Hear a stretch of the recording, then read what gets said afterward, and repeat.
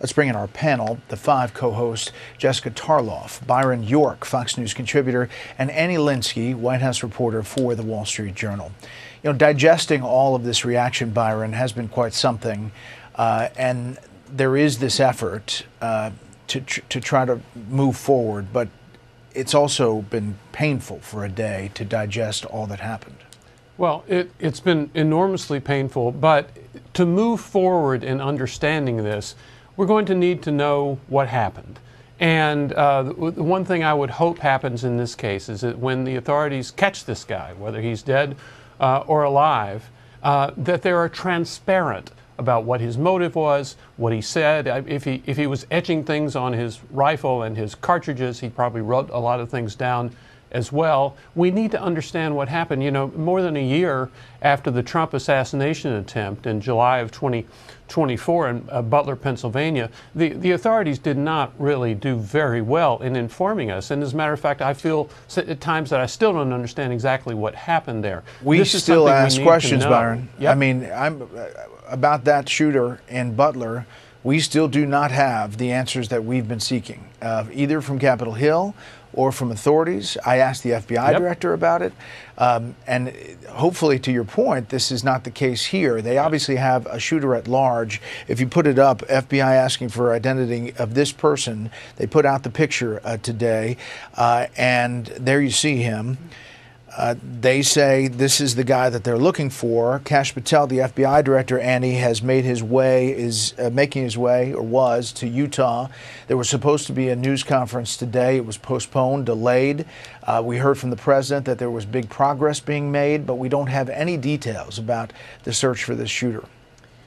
Yeah, that's right. And I think in these instances where there's breaking news, where there's a live manhunt going on, you can expect these kinds of zigs and zags in any investigation. So I don't think that's as surprising, but this is really a difficult day, just to your point, digesting what happened to Charlie Kirk, and also thinking about 9/11 and the pain that was caused there. You're sort of digesting what we had today or yesterday, which had all the hallmarks of a threat from within, and reminiscing also about what happened 24 years ago when we faced as a country a threat from beyond our borders. In both cases, the country really needs to come together, and they did 24 years ago, and let's hope we can tomorrow. Yeah, which is what I was talking about with Common Ground, the congressman. Axios, Jessica, Charlie Kirk killing deepens America's violent spiral. Kirk, the singular leader of MAGA's Next Generation, who is survived by his wife and 2 young children,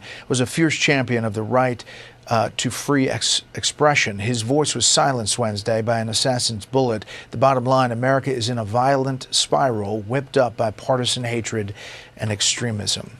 Agree with that?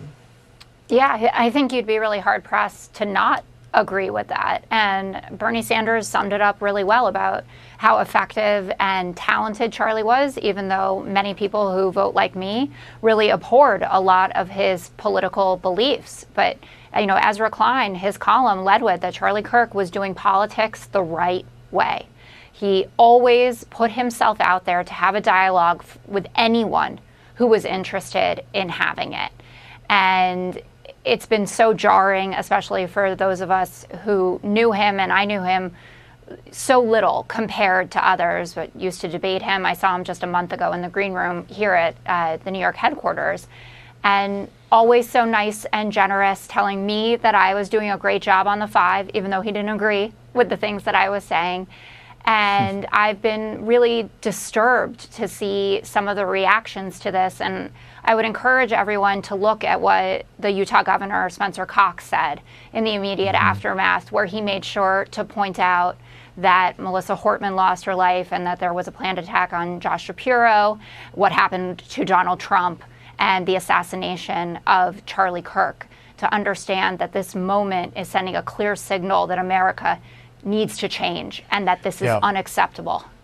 And the question is, Byron, who's going to step into Charlie Kirk's shoes as you look live there at Turning Point USA headquarters in Phoenix? You know, one of the things he did was these prove me wrong moments. And just listen to this one where one student says that his company is fascist. Take a listen. You create a company that's like like close to being a fascist, and then like. Okay. Well, how am I? Sorry. Let's go through this. How am I a fascist? Dude, like Can you name one thing I believe that's fascist? you believe that like you on. But I'm such a bad fascist. I let the people who disagree in open mic to talk to me for 2 hours uninterrupted. Okay. I'm an awful fascist. There's nothing like it, Byron. Now, some people just have it, and he was that mix of a great communicator and a very skilled political operative. All right, panel. Thanks so much. When President John F. Kennedy was assassinated in 1963, it took more than a decade before Americans saw the infamous Zapruder film. Today, the killing of conservative firebrand Charlie Kirk can be replayed in dozens of high-definition clips across social media, reshaping how the nation confronts political violence in real time. You'll never have an assassination again that we don't have footage of. Tevi Troy, a presidential historian and former Secretary of Health and Human Services under the Bush administration, told Fox News Digital. I have an image in my head of what Lincoln's assassination might have looked like, but every assassination since the Kennedy era, or even assassination attempts, there's generally going to be footage about it now, and that's just a very difficult thing. The Zapruder footage of Kennedy's assassination remained largely unseen by the public until 1975, when it aired on national television more than a decade after his death. Its grainy frames shocked viewers. Americans at the time were much more dependent on what the caretakers of the culture would put on TV, Troy said, and if a broadcast was missed, there was often no second chance to see it. The gatekeepers controlled what you saw. In the minutes after Kirk was shot in the neck on his American comeback tour at the Utah Valley University on Wednesday, graphic video clips captured by bystanders using phones flooded social platforms like X, Facebook, TikTok, Instagram, and YouTube. Traditional outlets held back from airing the moment of impact, but social media users shared multiple angles, including real-time replays and slowed-down segments, many without content warnings or editing. Desensitizing is the right word. It's not good for you, Troy said, when asked what the impact of such high-speed graphic footage could do to the public. It's not good for your soul. It's not a question of not being available. It is available. Then, you have to make an effort not to see it, he said.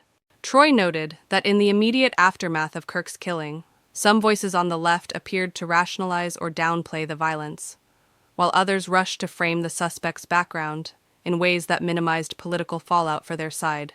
He called the reaction a ghoulish exercise. There's a horrible tragedy where this person who just wants to have political conversations was murdered with 3 young kids, Troy said. But this is where we are today.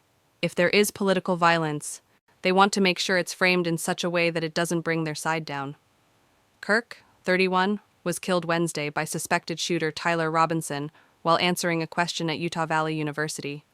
He leaves behind his wife and 2 children, ages 1 and 3,